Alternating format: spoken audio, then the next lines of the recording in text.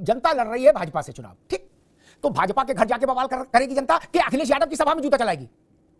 आप कह रहे हो जो जनता लट्ठम लट्ठा कर रही है ये भाजपा के खिलाफ गुस्सा जता रही है, तो अखिलेश यादव को क्यों नहीं बोलने दे रही है?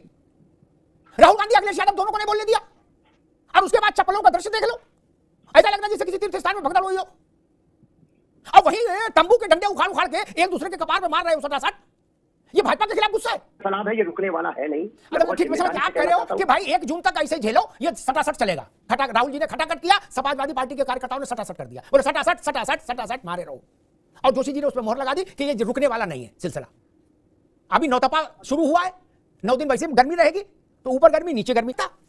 मेरी चिंता ये नहीं कि भाजपा के सपोर्ट वाले हैं या कांग्रेस के, ये सपा के बसपा के, ये निर्दलीय हैं। ये मेरी चिंता ये है इसमें जो भी घायल होगा वो मेरे उत्तर प्रदेश का ही बच्चा है, कोई नहीं जाएगा उसकी मदद के लिए, उसके अम्मा बाप रोएंगे, खेत बेचेंगे तो इलाज कराएंगे, बाकी मुझे क्या फर्क पड़ रहा है?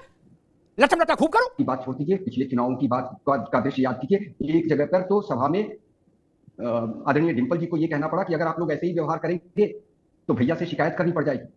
उन उन्मादियों का क्या कहें? जय हिंद, जय मातृभूमि। नमस्कार दोस्तों, पावर पैनल के एक नए वीडियो में आपका स्वागत है। दोस्तों आज एक मस्त वीडियो लेकर आ गया हूं, अंत तक जरूर देखिएगा। दोस्तों आज की डिबेट में देखने वाले हैं कैसे अमिताभ अग्निहोत्री जी ने सपा प्रवक्ता भुवन भास्कर जोशी से रैलियों में हो रहे उपद्रव के बारे में पूछा, जिसका उन्होंने कोई संतोषजनक उत्तर नहीं दिया। दोस्तों आज की डिबेट बहुत शानदार होने वाली है, वीडियो को अंत तक जरूर देखना एंड डिबेट के बारे में आपकी क्या राय है कमेंट में जरूर बताना। चलिए शुरू करते हैं। 2012 यानी आज से 12 साल पहले जो घटना हुई थी, जब अखिलेश यादव जी की ताजपोशी हो रही थी, उसके तुरंत बाद जो मंच पर कुर्सियां तोड़ी गई, माइक तोड़े गए, उसी का एक प्रकटीकरण हम आज भी देख रहे हैं। तो ये चीज देखते हुए मुझे ऐसा लगता है कि समाजवादी पार्टी के कार्यकर्ताओं का जो स्वभाव है वो मतलब कुछ ऐसा ही है जिसमें एक हम ऑर्डर की बात अगर जब करें तो वो उस ऑर्डर के खांचे में फिट नहीं होते।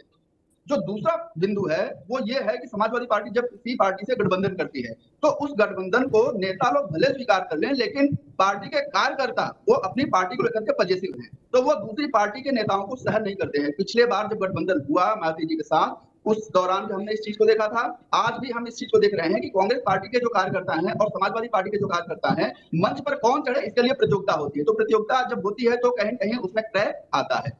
और तीसरी बात जो प्रधानमंत्री जी ने कहा कि पेमेंट का एक इशू हो सकता है, तो हालांकि इस बारे में मुझे कोई आधिकारिक तौर से कोई जानकारी नहीं, लेकिन ये बात मैं जानता हूं कि पेमेंट को लेकर के भीड़ जुटाई जाती है। तो ये 3 जो बिंदु हैं ये मुझे लगता है कि इस तरह की घटनाओं के पीछे कारक की भूमिका निभाते हैं। और एक बात कहकर मैं अपनी बात खत्म करूंगा कि ये बात उत्साह नहीं है, ये अनुशासनहीनता है, इसको समाजवादी पार्टी के लोग समझें। इसी अनुशासनहीनता को लेकर के डिंपल यादव का जो कमेंट है वो बड़ा महत्वपूर्ण रहा। उन्होंने कहा कि इस व्यवहार से मुझे डर लगता है, और उन्होंने इसकी सार्वजनिक नाराजगी भी प्रकट की।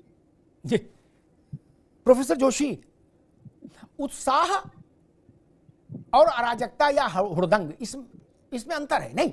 उत्साह अलग चीज है, उत्साह होता है गगनभेदी नारे लगते हैं, 10-10 15-15 मिनट तक ताली बजती है। हमने जयप्रकाश जी की सभा देखी, इंदिरा जी की सभा देखी, वाजपेयी जी की देखी, कल्याण सिंह मुलायम सिंह की सभाएं देखी। ऐसा नहीं होता कि कपार फाड़ दो, दे दबादब आपस में ही लट्ठम लट्ठा। हमको लोग बता, हमने आजमगढ़ में पता करने की कोशिश की तो लोगों ने बताया भैया सपा वालों ने कांग्रेसियों को मारा, कांग्रेसियों ने सपा वालों को मारा रैली में। लेकिन हम कह रहे मान लीजिए जो भी हो, ये उत्साह तो नहीं है जोशी साहब, क्योंकि उत्साह तो हर पार्टी के कार्यकर्ता में अपनी पार्टी के लिए, अपने नेता के लिए है। बाकी जगह ऐसे दृश्य नहीं आ रहे, क्यों जोशी जी? हम और आपको 4 तारीख से बधे हुए, क्योंकि जितनी बार भी मैं आपके चैनल में आया हूँ आपने कहा कि 4 तारीख को आप जवाब देंगे, क्योंकि आप ऐसे पत्रकार हैं जिनसे ना तो विपक्षी को भागने देते हैं ना सत्ता के लोगों को भागने देते हैं। पर हम भी ऐसे समाजवादी हैं, ना हम पत्रकारों को भागने देते हैं, ना विश्लेषकों को भागने देते हैं, ना अपने विपक्षी को भागने देते हैं। तो हमारी आपकी बीजेपी की परीक्षा में 4 तारीख को परिणाम आएगा ही, उससे हम बधे हुए। और आज जैसा मैं आपके डिबेट का ओपनिंग देखा, फिल्म का ट्रेलर देखा, आज मुझे 4 वर्सेस 1 से खेलना है। अकेला मैं हूँ, 4 मेरे विपक्षी हैं, ऐसा मुझे आज का ट्रेंड दिखाई दिया। क्योंकि मुझे भी सौभाग्य प्राप्त हुआ है, कल रात 1 बजे मैं गाजियाबाद की धरती पर आया हूँ आजमगढ़ से। तो मेरी ये यात्रा गाजियाबाद, बागपत, मैनपुरी और कन्नौज होते हुए आजमगढ़ तक रही, और मैं बहुत समय बाद आपके शो में शामिल हो पा रहा हूँ। इस यात्रा को मैंने बहुत करीब से देखा है, 5 लोकसभा चुनाव को मैंने अपने आप सामने जीते हुए देखा है, और ये चुनाव को मैं बहुत जिम्मेदारी से, बहुत धरातल पर और अपने 30 वर्ष के सामाजिक और राजनीतिक जीवन के आधार पर मैं कह सकता हूँ ये चुनाव समाजवादी पार्टी और कांग्रेस नहीं लड़ रही है। इस उत्तर प्रदेश की जो महान जनता है 30 करोड़, वो भारतीय जनता पार्टी से लड़ रही है। बाकी बने हम 4 तारीख से है। मैं कुछ अभी अधिक नहीं बोलूंगा, लेकिन मुझे सब रैलियों में रहने का, माननीय सांसद डिम्पल यादव, माननीय अखिलेश यादव जी की रैलियों में रहने का सौभाग्य प्राप्त हुआ। जनता के बीच आई कांटेक्ट करके अपनी बात रखने का मौका मिला।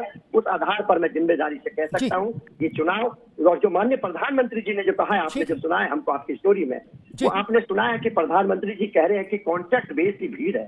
मैं बहुत सही कह रहे हैं प्रधानमंत्री जी, माननीय प्रधानमंत्री मोदी जी कोई गलत नहीं कह रहे।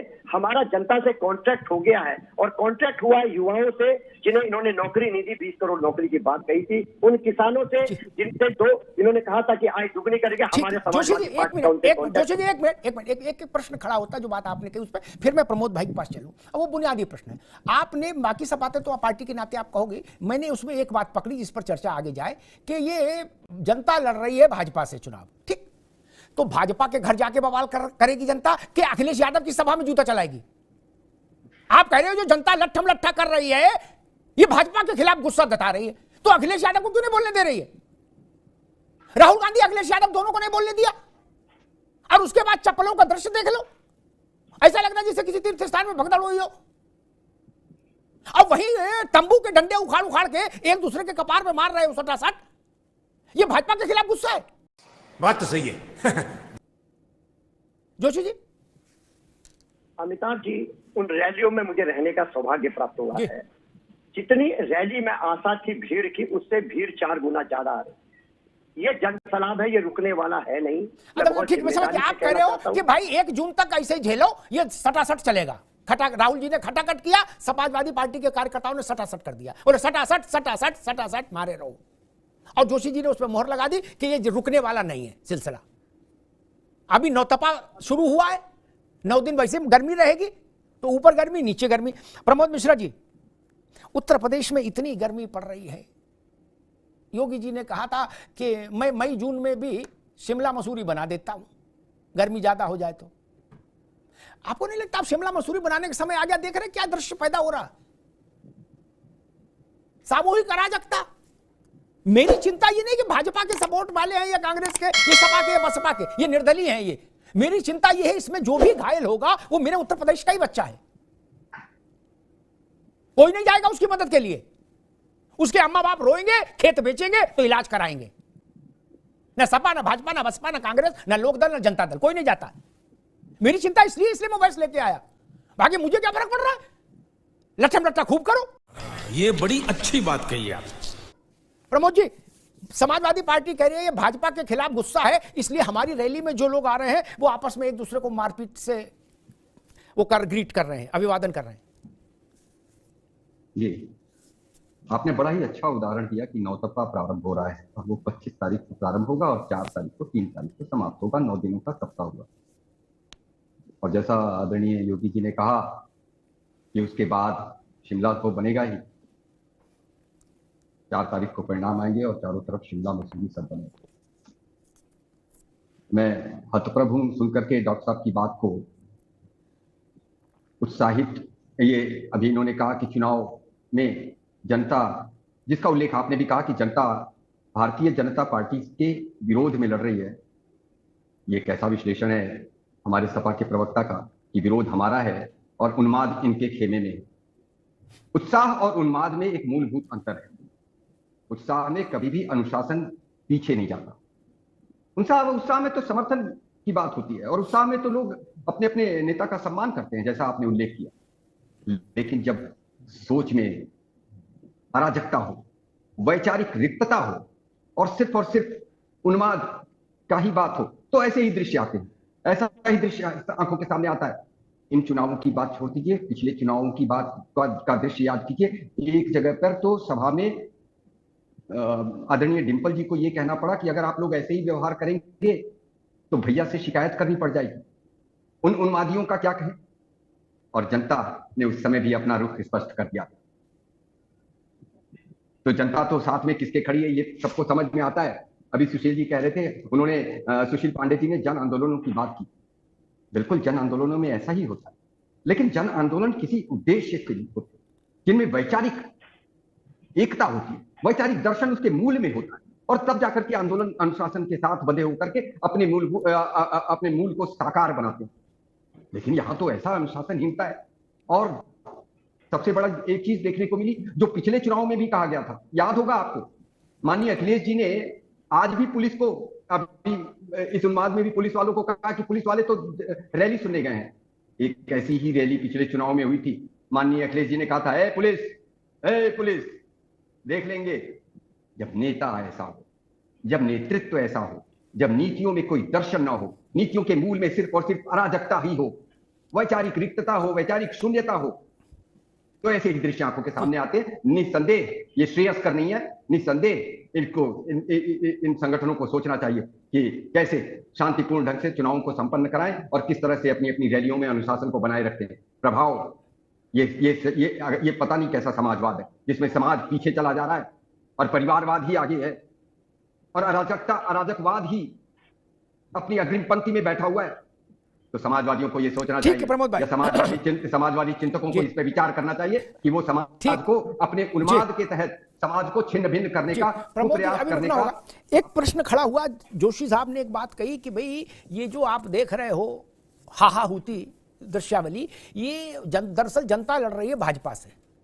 हम एक क्षण को जोशी साहब की बात चलो मान लेते हैं, एक क्षण को, सुशील जी, लेकिन 12 में तो रिजल्ट आ गया था, पार्टी जीत गई थी, अखिलेश यादव मुख्यमंत्री नॉमिनेट हो गए थे, राज्यपाल ने उनको शपथ दिला दी थी। तब काहे को हाहाकार मचा दिया, धय कुर्सी धय गमला। तब तो भाजपा का कोई लेने देना नहीं था, तय हो गया था 5 साल मुख्यमंत्री अखिलेश जी रहेंगे। तब लड्डू बंटने चाहिए थे, गले मिलना चाहिए था, गगनभेदी नारे लगने चाहिए थे, वहां गमले चले, कुर्सी चली, क्यों? सुशील जी अमिताभ जी, देखिए इस लोकतंत्र में जनता जनार्दन है, जनता मालिक है। और जैसा मैं पिछले चुनाव से भी तुलना करके देख रहा हूं कि रैलियों में भीड़ तो जुट रही है, लेकिन आखिर अगर सरकार के खिलाफ सरकार का समर्थन है या सरकार का विरोध है, दोनों भी स्थितियों में आखिर वह भीड़ बूथ पर क्यों नहीं दिख रही है? क्योंकि ओवरऑल जो मतदान प्रतिशत बढ़ेगा या घटेगा उसका प्रभाव तो सीधे चुनाव नतीजों पर होगा। तो अगर कहीं सरकार का समर्थन है या सरकार के खिलाफ आक्रोश है, तो अमिताभ जी दोनों चीजें हमें बूथ पर देखनी चाहिए, और बूथ पर वैसा नहीं दिख रहा है। अभी देखिए वोटिंग परसेंटेज उत्तर प्रदेश में इस बार घटा है, अभी तक के जो आंकड़े हैं, तो मैं तो इससे बिल्कुल सहमत नहीं हूं। यह उत्साह है या सरकार के विरुद्ध या सरकार के पक्ष में माहौल है, यह विशुद्ध रूप से अराजकता है। और निश्चित रूप से कहीं न कहीं से इससे जो राजनीतिक संदेश जनता में जा रहा है वह बहुत ही नकारात्मक है, क्योंकि अन्य राजनीतिक दल भी रैलियां कर रहे हैं।